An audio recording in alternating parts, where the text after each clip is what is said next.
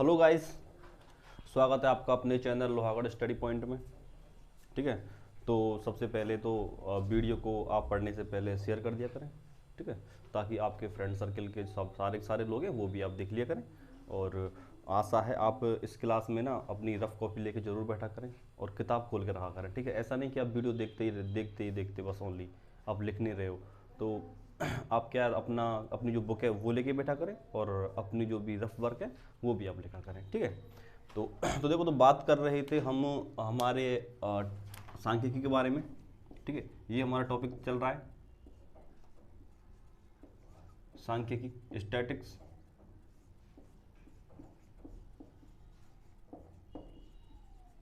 ये हम कराने वाले हैं, ये हमारा चल ही रहा है। ठीक है, और मैं आपको शुरू से एक बार बता दूं कि हाँ, ये हमने अभी तक जो कवर किया है वो है हमारा माध्य की तीनों विधियाँ। इसके बाद मैंने कराया था आपको बहुलक, और बहुलक के बाद में मैंने आपको माध्यक कराया था, और माध्यक का मैंने आपको फॉर्मूला बता दिया, और मैंने शायद एक क्वेश्चन भी करा दिया था इसके बेस पे। और इसमें क्या है कि ये जो हमारी 14.3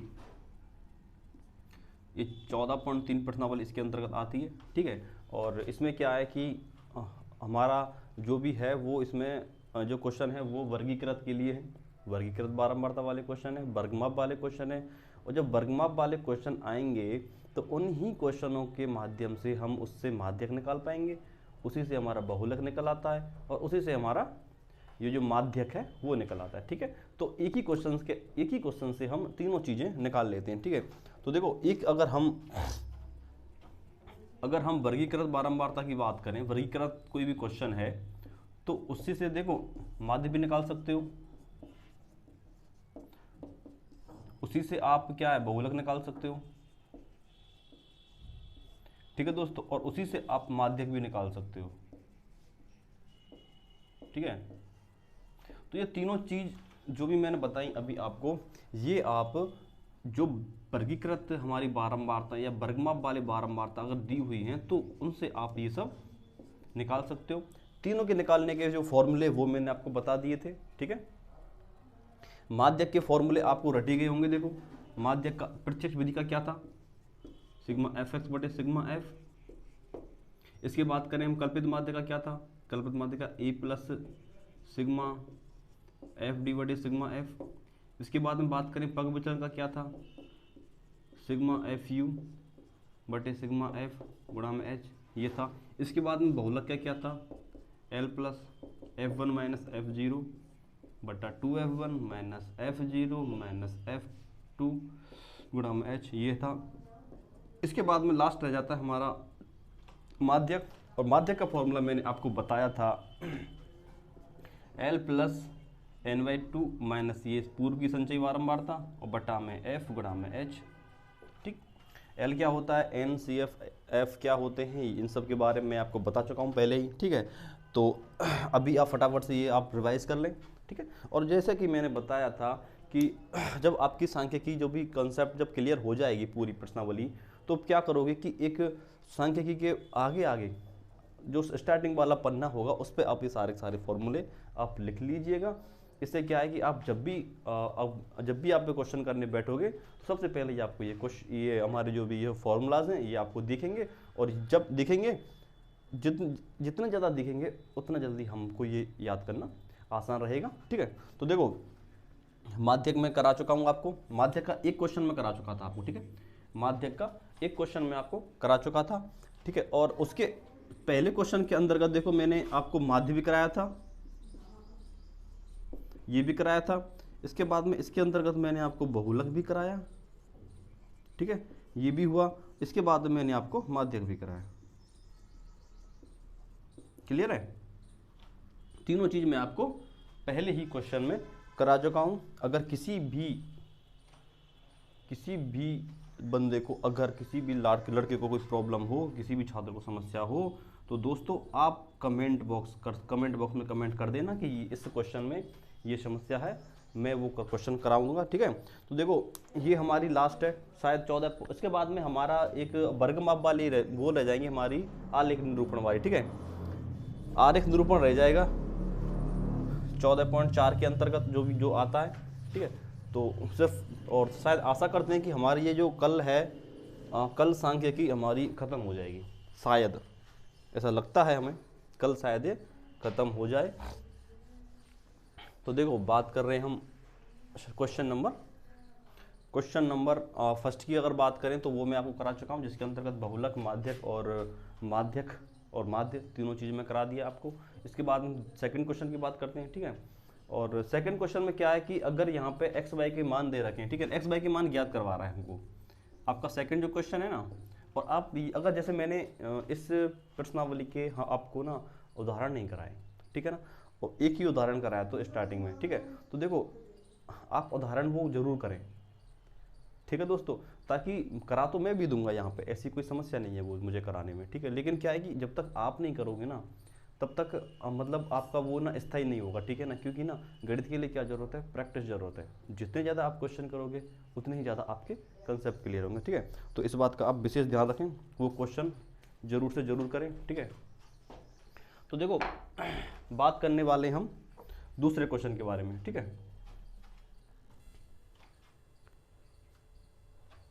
तो दूसरे क्वेश्चन में आपको दिया गया है कि इस बंटन का माध्य दिया हुआ है, बंटन का माध्य दिया हुआ है, कितना है 28.5, ये हमें दिया हुआ है। इसके बाद में पूछ रहा है तो x और y के मान ज्ञात करवा रहा है, ठीक है। किसके मान, x और y के मान ज्ञात। तो देखो हमारा क्वेश्चन है वर्ग अंतराल है एक तरफ,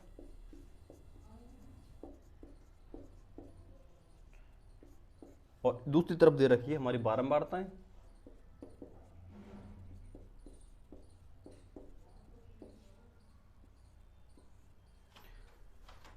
ये है 0 से 10, 10 से 20, 30,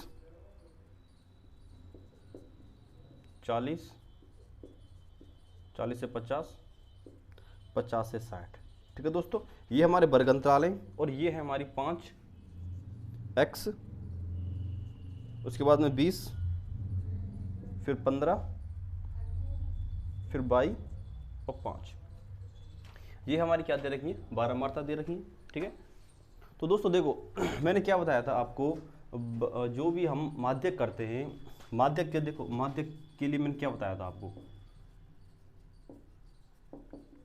सबसे पहले हम n लो, उसके बाद में उसका n/2 करो, n/2 करने के बाद में उसको संचय बारंबारता में देखो,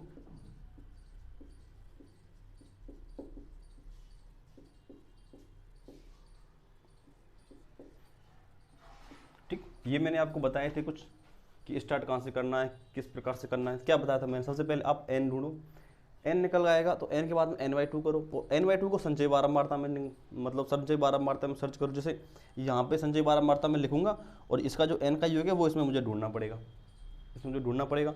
और ढूंढने के बाद में जो भी संचय बारंबारता होगा वो हमारा बन जाएगा माध्यक वर्ग, और जब माध्यक वर्ग हमारे पास में होगा तो उसमें हमारे पास में एल भी होगा, ठीक है। उसके बाद में हमारा पास एफ भी होगा। उसके बाद मैंने सी एफ बताया था, फॉर्मूले में सी एफ क्या होता है, जो भी संचय बारंबारता हमारी होगी उससे पूर्व की संचय बारंबारता वो हमारी सी एफ होगी, ठीक है दोस्तों। तो इसकी हम संचय बारंबारता निकाल लेते हैं पहले।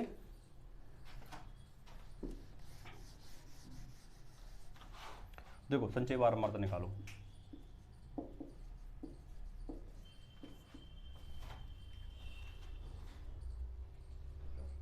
ठीक है। तो देखो संचय बारंबारता,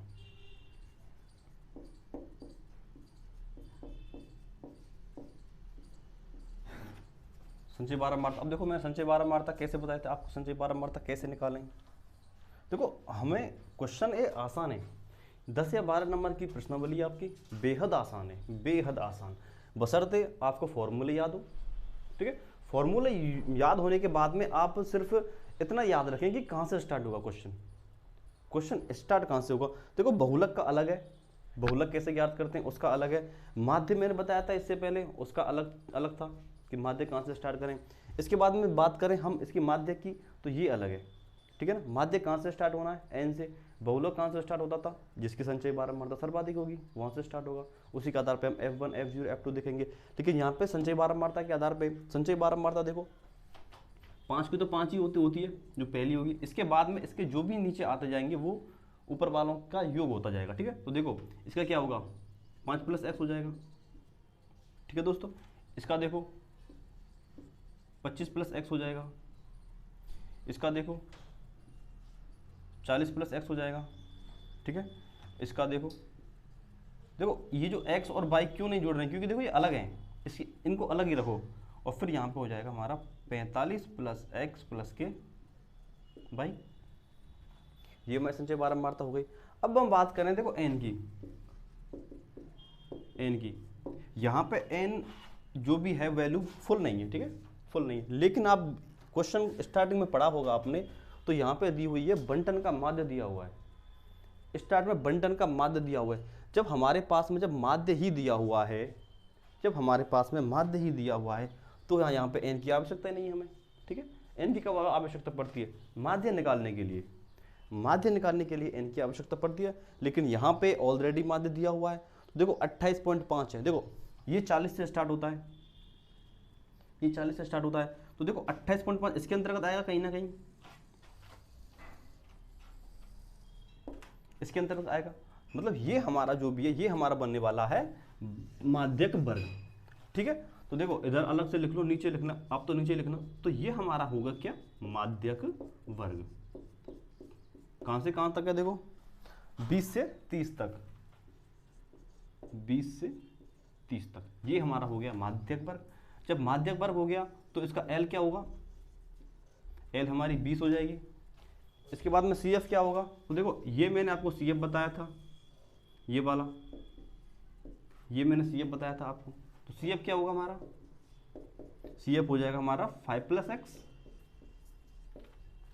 बात करें अपन F की, F क्या था, ये F बताया था मैंने आपको, ये वाला, ये हमारा F होता है, ठीक है। जो भी संचयी बारंबारता होगी उसी क्रम की बारंबारता F होती है। संचयी बारंबारता से पहली बारंबारता जो भी होती है वो हमारी CF होती है, ठीक है। और ये जो L होता है ये हमारी निम्न सीमा होती है माध्यक वर्ग की, ठीक है। तो देखो इसका क्या आएगा, 45 + x + y। मैंने बताया था आपको ये और ये क्या होते हैं, बराबर होते हैं। तो F क्या हो गया हमारा, देखो F हो गई हमारी 20। अब बात करते हैं H की, H क्या है 10। कैसे पता चला आपको कि H 10 है, देखो मैंने बताया था वर्ग अंतराल होंगे ना, उनका जो अंतर होगा ना वो हमारा H होगा, ठीक है। तो आपके पास में जो सामान आपको फॉर्मूले के अंदर चाहिए था वो आपके पास वैल्यू यहाँ पे है। अब बस अभी आप माध्यक का सूत्र लिखो। माध्यक बराबर क्या होता है, माध्यक बराबर होता है L + n/2, L + n/2 minus का CF,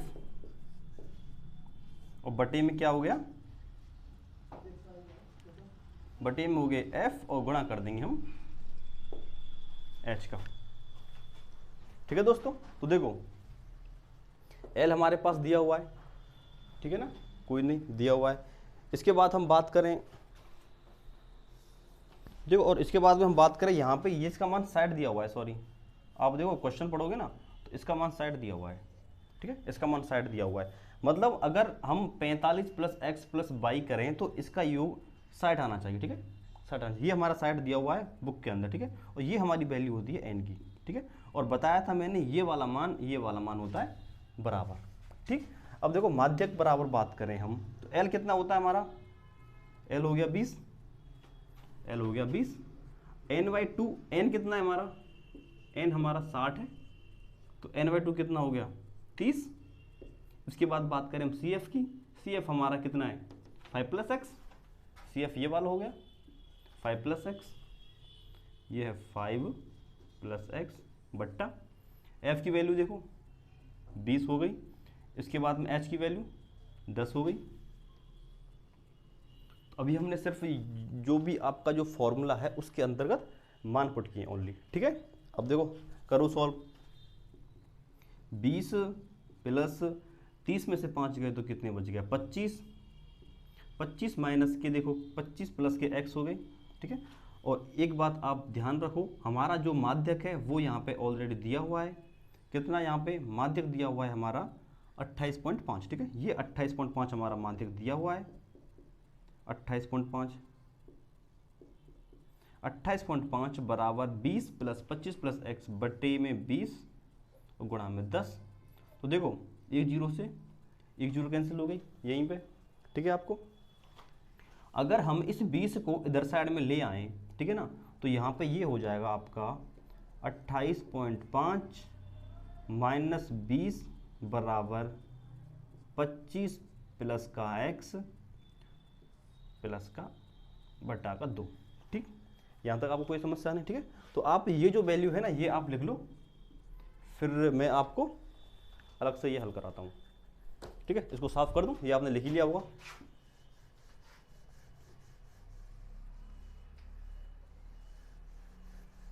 तो देखो बात करते हैं, देखो यहाँ से, तो देखो 28.5 में से अगर 20 घटाएं तो हमारे पास बच गया 8.5।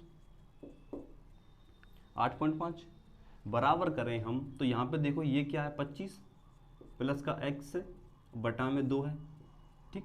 अब देखो इसके नीचे एक मान लें, इसके नीचे एक मान लें और बज गुणा कर दें तो 8.2 का 2 से गुणा हो जाएगा। अगर 8.2 का 2 से गुणा इधर इसका गुणा हो जाएगा इससे।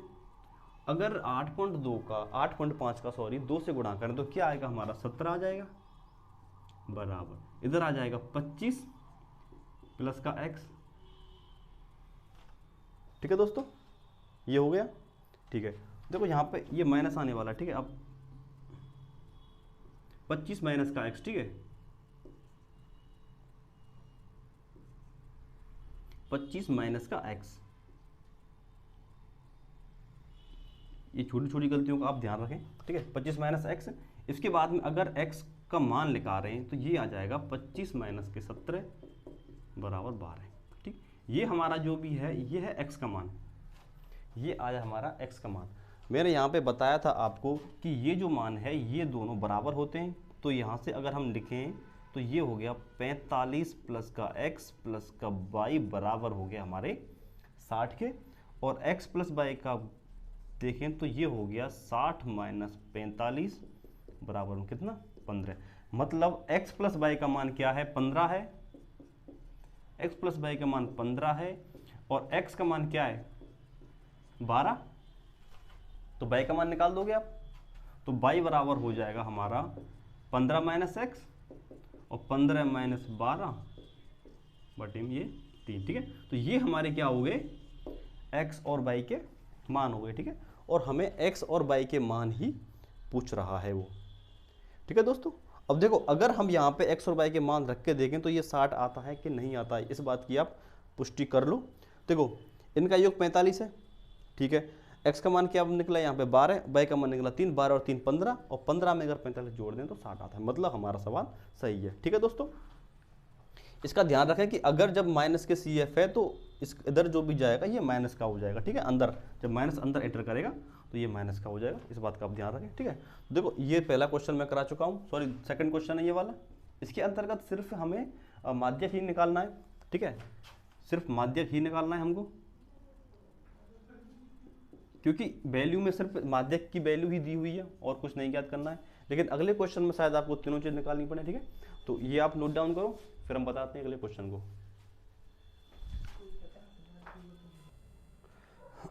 हाँ तो अच्छा देखो ये थोड़ा सा करेक्शन कर लेना आप लोग, ठीक है। यहाँ पे आप 8 कर लेना, ठीक है, और ये 7 कर लेना,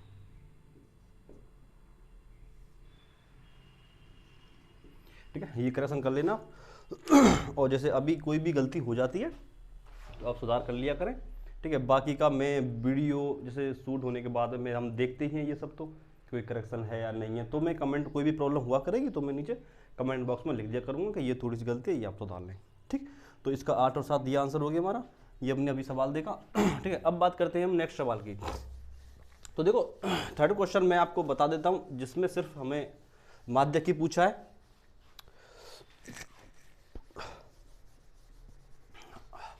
तो मैं उसको आप बता देता हूँ तुम्हें किस प्रकार से करना है वो, फिर आप देख लेना वो करके सरल है, वैसे तो कोई समस्या है नहीं, थोड़ी सी देखो कैलकुलेशन ही है ओनली, ठीक है।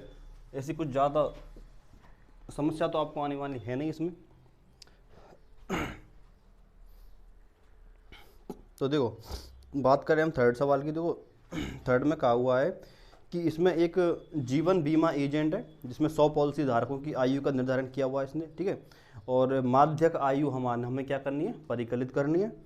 और यदि केवल उन्हीं व्यक्तियों को दी जाती है जिनकी आयु 18 वर्ष हो या उससे अधिक, 18 वर्ष या उससे अधिक हो और 60 वर्ष से कम हो, ठीक है। ये उनका क्राइटेरिया है। एक तरफ आयु दी हुई है और बारंबारता के तौर पे उन्होंने दिया हुआ है पॉलिसी धारकों की संख्या, ठीक। अब देखो सबसे पहले हम इसकी संचय बारंबारता निकालते हैं। संचय बारंबारता आप निकालोगे तो वो आएगी हमारी 100 लास्ट, ठीक है। लास्ट का जो आएगा वो आएगी 100, एन हमारा हो जाएगा 100। इसके बाद में जब n 100 है तो n/2 करना पड़ेगा, हमको 50 आनी है हमारी 50 संख्या। देखो इसमें देखो थर्ड की बात कर रहा हूँ, थर्ड में n बराबर 100 है, n/2 हमारा क्या हो जाएगा 50। 50 देखनी है हमें संचय बारंबारता में,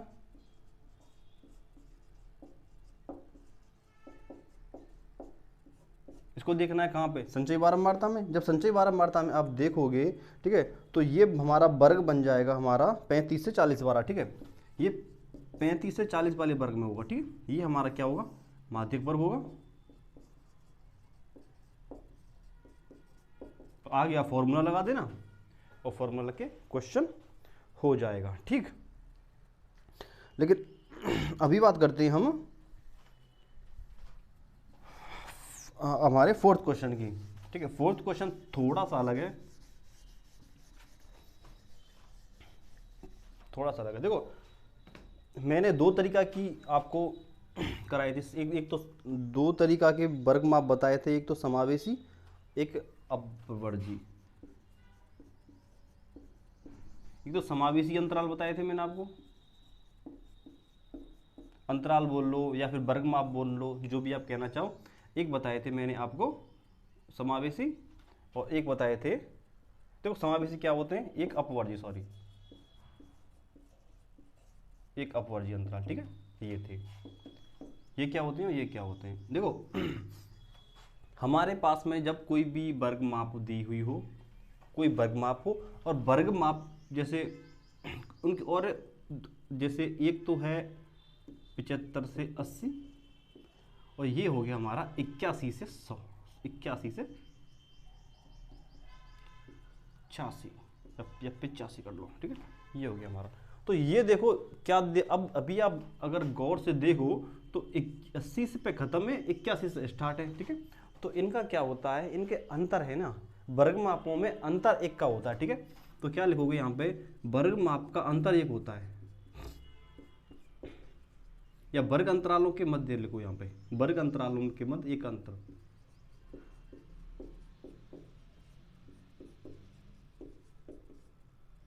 एक का अंतर, वर्ग अंतरालों के मध्य एक का अंतर होता है और इसमें 0 का अंतर होता है, ठीक है।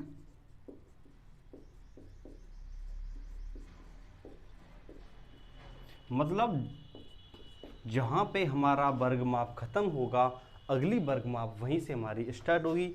अगर उदाहरण देखें आप इसका, ये इसका उदाहरण है, इसका उदाहरण देखो आप, 75 से 80 कर दो और इसको 80 से 85 कर दो, ये हमारा देखो, ठीक है। समझ आया, समझ में आपको, समावेशी और देखो अपवर्ज, ठीक है। तो हमें जब कोई भी क्वेश्चन हमें देखो ज्ञात करना है माध्यक, तो अपवर्जी चाहिए, हमें ज्ञात करना है बहुलक, तो भी अपवर्जी चाहिए। बात करनी है क्या, माध्य के बारे में,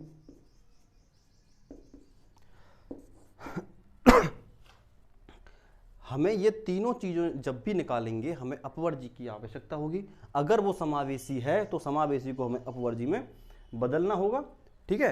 तो ये बात आप ध्यान रखें कि जब कोई भी आपको वर्ग माप दी हुई हो, कोई भी वर्ग अंतराल दिया हुआ हो, वो हमारा अपवर्जी होना चाहिए, ठीक है। और अगर अपवर्जी नहीं है, समावेशी है, तो आप उसको अपवर्जी करें। अच्छा, समावेशी से अपवर्जी कैसे करें वो मैं देखो बताता हूँ आपको, यहीं पे देख लो एक बार, इस क्वेश्चन में देख लो। तो देखो अगर ऐसा है तो देखो इनके मध्य का अंतर देखो, पहले तो एक का अंतर है तो एक का आधा कर दो, पहले एक का आधा करेंगे तो 0.5 आ गया, 0.5।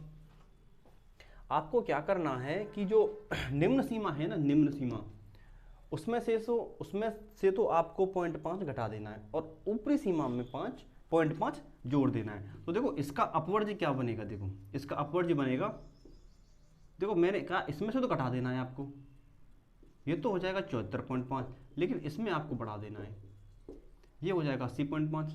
अब नीचे भी ऐसा ही करो, 81 में से घटा देंगे 0.5 तो क्या बच जाएगा 80.5, और इधर हमें जोड़ देना है। बताओ कोई समस्या नहीं? तो ये हो गया। इनका अंतर लेना है, अंतर का आधा करना है और आधे में ऊपरी सीमा में हमें वो जोड़ देना है और निम्न सीमा से वो हमें घटा देना है, वो हमारा हो जाएगा समावेशी अंतराल। ठीक है, तो देखो फोर्थ जो क्वेश्चन है ना, फोर्थ क्वेश्चन है वो इसी के आधार पे। ठीक है, ये बताने का मतलब मेरा सिर्फ इतना ही है कि आपका जो फोर्थ क्वेश्चन वो ऐसा ही है, और अगर आपके क्वेश्चन में अगर ऐसी कोई समस्या आए तो वो आप बदल लिया करें। ठीक है, अच्छा मैंने एक शायद जब मैंने 14 पॉइंट ये शायद एक कराया, एक में था शायद, एक में भी इस तरीका का एक सवाल था, जो फिर मैंने वहाँ पे भी आपको बताया था कि समावेशी से अपर जी में कैसे कन्वर्ट करें, वो भी मैंने क्वेश्चन था। ठीक है, तो देखो थर्ड क्वेश्चन मैंने बता चुका हूँ। अब बात करते हैं हम फोर्थ क्वेश्चन की। बात करें अगर फोर्थ क्वेश्चन की, तो देखो फोर्थ क्वेश्चन क्या कह रहा है कि एक पौधे के 40 पत्तियों की लंबाई निकटतम मिलीमीटरों में मापी जाती है तथा आंकड़े निम्नलिखित सारणी के रूप में दिए गए हैं। ठीक है, तो आंकड़े देख लेते हैं। यहाँ पे एक तरफ लंबाई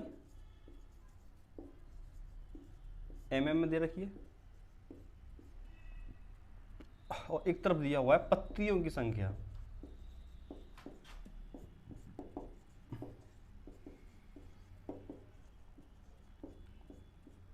देखो आप बुक लेके जरूर बैठा करें। ठीक है, आप बुक और एक रफ फेयर जरूर लेके बैठा करें, और जो भी मैं क्वेश्चन कर रहा हूँ वो आप नोट डाउन किया करें। ठीक है, ऐसा नहीं सिर्फ स्क्रीनशॉट से काम चल जाए, नहीं, स्क्रीनशॉट लेते हैं तो वो बाद में नोट डाउन किया करें। ठीक है, और अगर नहीं लेते हैं, अगर यहीं की यहीं अभी आप नोट डाउन कर रहे हो तो ये आपके लिए भी बेस्ट है। तो देखो फोर्थ क्वेश्चन क्या बोल रहा है, इसमें देखो लंबाई कहाँ से स्टार्ट है, इस यहाँ से है 118 से 126, फिर है 127 से 135। देखो आपको पता चल गया होगा ये समावेशी है, क्योंकि देखो यहाँ 126 पे खत्म है लेकिन 127 से स्टार्ट हो रही है, तो इनके बीच का अंतर 1 है। ठीक है, तो हमें इसको क्या करना है, समावेशी से अपवर्जी में कन्वर्ट करना है। तो देखो एक और अगला है 136 से 144, 145 से 153, 154 से 162, और अगला हो गया 163 से 171, और फिर नेक्स्ट है आपका 172 से 180। ये हो गए। अब बात करते हैं पत्तियों की संख्या की, तो पत्तियों की संख्या दी हुई है 3, 5, 9, 12, 5, 4 और 2। ठीक है, और यहाँ पे क्या आ गया है कि एक पौधे की 40 पत्तियों की लंबाई है, मतलब इनका योग पहले ही उन्होंने 40 दिया हुआ है, इन्होंने पहले ही 40 योग इनका दिया हुआ है, पत्तियों की संख्या टोटल योग पहले दिया हुआ है। ठीक है, अब बात करते हैं, ये है समावेशी। ठीक है, ये है समावेशी। अब समावेशी से हमें चेंज करनी है अपवर्जी में, अपवर्जी में चेंज करनी है। तो अपवर्जी के लिए क्या करेंगे, अंतर 1 का है इसमें, तो 0.5 हो गया। तो ऊपरी सीमा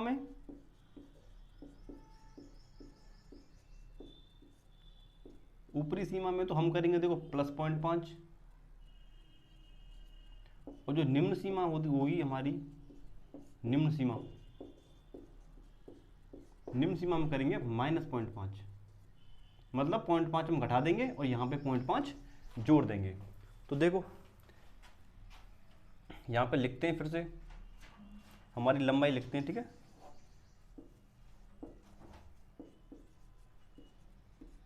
लंबाई लिखो, देखो 118 है। ठीक है, मैंने क्या बताया आपको, जो निम्न सीमा है वहाँ पे हमें 0.5 घटाना है और जो ऊपरी सीमा है उसमें हमें 0.5 बढ़ाना है, मतलब जोड़ना है। तो देखो 118 में से 0.5 घटे तो हमारे हो गए 117.5, इधर जोड़ दो 126.5, इधर घटाओ 126.5, इधर जोड़ दो 135.5, ठीक है, 135.5, इधर 144.5, 144.5, 153.5, 153.5 से 162.5 तक, और 162.5 से 171.5 तक, और लास्ट हो गया हमारा 171.5 से 180.5 तक, ये हो गया, ठीक है। तो ये आप लिख लेना, ऊपरी सीमा निम्न सीमा किस प्रकार से करते हैं वो मैंने अभी आपको बता ही दिया सब कुछ, ठीक है। क्योंकि देखो सवाल के लिए थोड़ी जगह ज़्यादा चाहिए होती है, ठीक है ना, ब्लैक बोर्ड पर थोड़ा कम स्पेस मिलता है, ठीक है। लेकिन अभी आपको सिर्फ तभी तो मैं बोलता हूँ आप रफ वगैरह लेके बैठा करें, ठीक है, और जो मैं लिखा हूँ वो आप साथ के साथ लिख लिया करें, ठीक है। जो मैंने लिखा है वो आपने लिख ही लिया होगा, ठीक है ना। यहाँ पे लंबाई हो गई। इसके बाद में अभी बात करते हैं हम यहाँ पे संचयी बारंबारता की।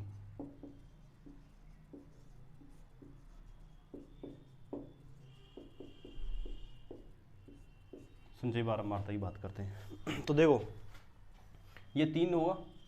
पहली अगर कोई भी पहला जो शब्द आता है उसकी जो संचयी बारंबारता है वो तो स्वयं होती है, लेकिन अगले से स्टार्ट हो जाती है जुड़ना। 5 और 3 8 हो गए, 9 और 8 हो गए हमारे 17, ठीक है।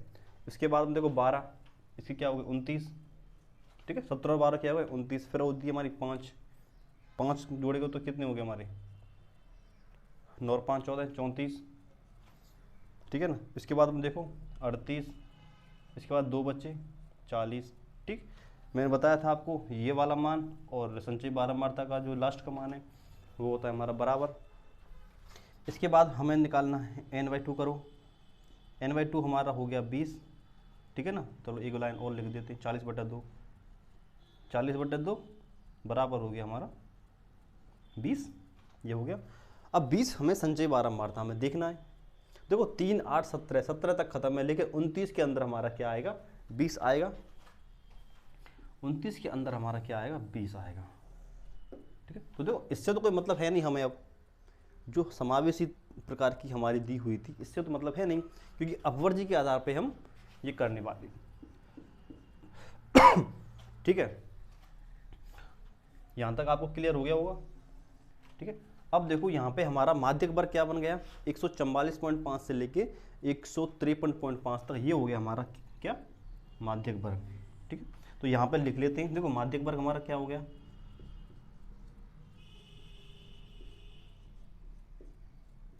माध्यक वर्ग हो गया हमारा 144.5 से लेकर के 153.5 तक, ठीक। अब यहाँ पे L की बात करें तो L हो गया हमारा 144.5। इसके बाद हम CF की बात करें तो ये हमारा CF हो गया। इसकी बात करें ये हमारा क्या हो गया F हो गया, ये हमारा L हो गया, ठीक है। तो CF हमारा 17, F हमारा क्या हो गया 12, और बात करते हैं अभी हम L की, L हो गया, CF हो गया, F हो गया। अब H देखो, H मैंने क्या बताया था आपको कि ये मान हमें घटाने हैं, मतलब इनका जो भी अंतर आएगा वो हमारा कहलाता है क्या F का मान, ठीक है। तो देखो यहाँ भी घटा लो आप, कितना बचेगा देखो 126 है, 118 घटा लो 8 बचा। इसी प्रकार देखो प्रत्येक को घटाओ 8 ही बचेगा, और देखो इनका भी अंतर देखो, इनका भी अंतर देखो, तब भी अभी 8 ही बचने वाले हैं, ठीक है दोस्तों। देखो 117.5 से 125.5, यहाँ पे 125.5, सॉरी सही है,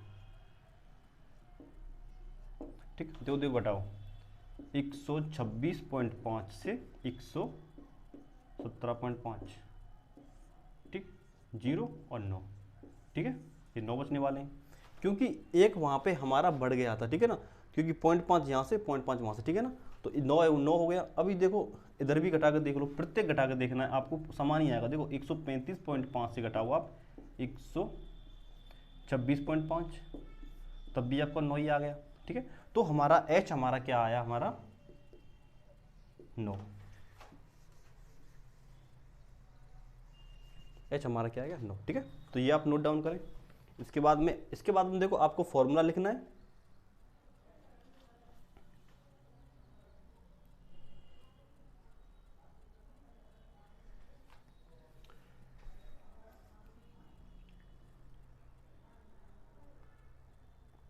आप फॉर्मूला लिखें और फॉर्मूले के अंदर जो भी ये मान मैंने लिखे हुए नीचे वो रख दें और हमारा आंसर आ जाएगा।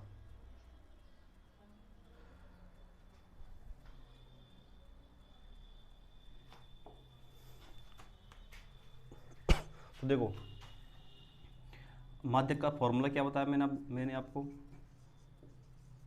माध्यक बराबर होता है L plus n/2 minus CF बटा में F गुणा में हो गया हमारा H, ठीक है। तो देखो L बराबर 144.5, CF हमारा है ही, F हमारे पास है ही, H हमारे पास है, ठीक है। सारी वैल्यू हमारे पास हैं, हमें सिर्फ क्या रखना है, मान रखना है। 144.5 हो गया। n/2 का मान देखो 20 आने वाला है यहाँ पे, ठीक है, 20 हो गया। CF देखो 17 है, ठीक। इसके बाद में F की वैल्यू देखो, F बराबर क्या है यहाँ पे, F बराबर 12 है, 12 हो गया। और H का मान क्या है हमारे यहाँ पे 9 होने वाला है, H बराबर होने वाला है 9, ठीक है। ये सारी वैल्यू हमने रख दी। इसके बाद में हमें सिर्फ कैलकुलेशन करनी है। ये हो गया 144.5 प्लस के, देखो यहाँ बचे 3, नीचे हो गया 12, ये 9, 3 से काटो, देखो 4 बार हो गया। इसके बाद हम बात करें 144.5 प्लस 9/4, ठीक है। तो आप पहले 9 में 4 का भाग दे लो, ठीक है। तो देखो अलग से देख लो बोले आप, देखो 4 9, ठीक है। देखो 2 बार गया 8, 1, इसके बाद 0.0 बढ़ा दो 2, ठीक है, 2.25।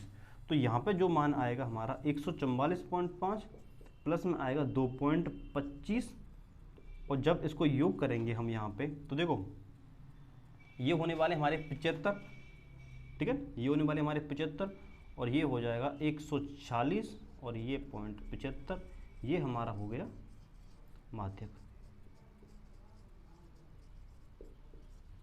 ठीक है दोस्तों। आया सरल। तो मैं बता चुका हूँ आपको, देखो क्वेश्चन होने वाले हैं बेहद आसान, इसमें कोई दोहराया नहीं है, ठीक है। बशर्ते आपको फॉर्मूले याद हो, ठीक है, फॉर्मूले याद हो और आपको पता हो कि ये जो क्वेश्चन है वो कहाँ से स्टार्ट करना है, ठीक है। एक बार फिर मैं बता देता हूँ आपको कि ये जो माध्यक है वो कहाँ से स्टार्ट करना है, कैसे स्टार्ट करना।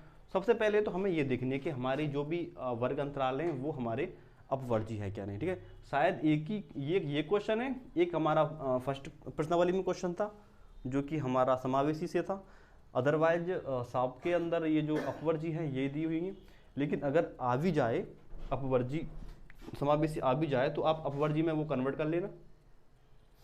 इसके बाद में देखो हमें यहाँ पे जो भी बारंबारता दी हुई होंगी उनकी संचय बारंबारता निकालो।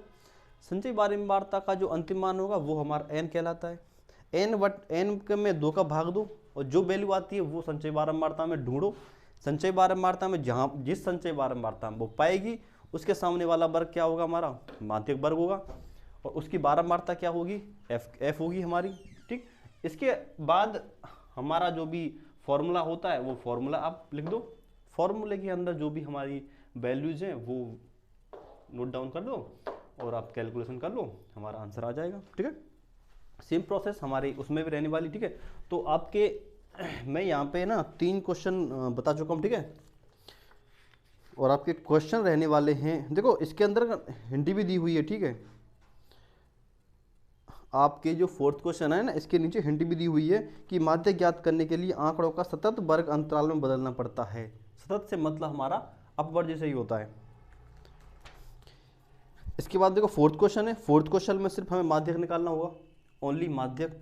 बात करते हैं हम सिक्स्थ की, तो सिक्स में देखो बहुलक, बहुलक प्लस में माध्यक, दो चीज़ निकलवा रहा है, और साथ में ये भी माध्यक निकलवा रहा है। ठीक है, तो आपके ये पास ये 3 क्वेश्चन है, आप होमवर्क के तौर पे इनको मतलब करके देखें। ठीक है, फिर हमारा एक चैप्टर रह जाएगा, वो है संचयी बारंबारता बंटन का आलेखीय निरूपण। इसके बाद में शायद हमारी ये जो प्रश्नावली है शायद समाप्त हो जाएगी। ठीक है, इसके बाद में मैं शायद कल हमारी ये प्रश्नावली खत्म हो जाए। ठीक है दोस्तों, तो शायद कल ख़त्म कर ही देंगे जहाँ तक जानता। ठीक है, इसके बाद मैं एक क्लास लेने वाला हूँ, उसमें मैं जहाँ तक भी ये करा चुका हूँ उसमें एक क्वेश्चन कराऊंगा, और उसी क्वेश्चन के आधार पे मैं आपको माध्य निकालना बता दूंगा तीनों विधियों से, और उसी क्वेश्चन से हम बहुलक निकाल लेंगे, उसी से निकाल लेंगे हम माध्यक। ठीक है, तीनों चीज़ निकाल लेंगे। तो आप पढ़ते रहो, और ये जो फॉर्मूला जो मैंने बताए हैं ये आप टाइम से याद कर लिया करें। ठीक है, और रिवीजन का ध्यान रखें। अपना जो भी आप स्टैटिक्स जहाँ से आपने स्टार्ट की है उसके जो भी हमारा जो मेन पन्ना होता है वहाँ पे आप सारे के सारे फॉर्मूले नोट डाउन कर लें, ताकि आप जब भी आप पढ़ा करें वो आपकी नज़र से एक तरफ रिवाइज हो जाया करें। ठीक है, इससे क्या है कि वो स्थायी हो जाएंगे, क्वेश्चन में आपको प्रॉब्लम नहीं होगी। ठीक है, और ज़्यादा से ज़्यादा अपने जो भी फ्रेंड लोग हैं ना उनसे आप शेयर कर दिया करें वीडियो पढ़ने से पहले। ठीक है, और आपके मित्रगण जो भी हैं या आपके रिलेटिव में आपके मित्रगण हैं जितने भी हैं आप उनको एक बार ज़रूर बता दिया करें। ठीक है, क्लास हो गई है स्टार्ट। ठीक है, और आपके बड़े बहन भाई हैं उनको भी बता दो। हम 12th की मैथ भी अभी स्टार्ट हो जाएगी शायद 1-2 दिन में, 11th की बैल चली रही है। ठीक है, और 10th का शायद हमारा एक चैप्टर कंप्लीट हो ही गया। इसके बाद में साइंस और बायोलॉजी शायद 1-2 दिन से स्टार्ट हो जाएगी। ठीक है, और 10वीं की साइंस और हमारी 11th-12th की केमिस्ट्री रेगुलर चल रही हैं। ठीक है, तो आपके जो भी सीनियर भाई बहन हो उनको भी आप वीडियो शेयर कर दिया करें कि यहाँ से क्लास जरूर ले लिया करें। ठीक है, तो जो भी मैंने क्वेश्चन दिए उनको ज़रूर से ज़रूर आप करके देखना, सिंपल है, मैंने कंसेप्ट बता दिया है कैसे कैसे करना है। ठीक है, और जितना ज़्यादा हो सके शेयर कर दिया करो। आपके जो भी जो सोशल मीडिया प्लेटफॉर्म है वहाँ पे अपने स्टेटस वगैरह लगा दिया करो, ताकि लोग देखें और यहाँ से ज़्यादा जुड़ें। ठीक है दोस्तों, तो बने रहिए हमारे साथ में। धन्यवाद।